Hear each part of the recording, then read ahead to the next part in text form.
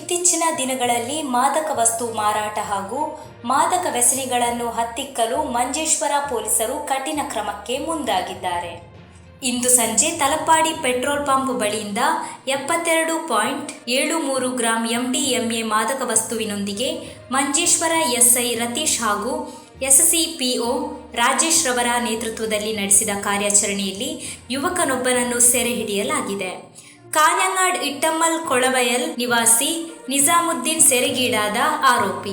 ಈತನನ್ನು ಪೊಲೀಸರು ಠಾಣೆಗೆ ತಂದು ಹೆಚ್ಚಿನ ಮಾಹಿತಿ ಕಲೆ ಹಾಕುತ್ತಿದ್ದಾರೆ.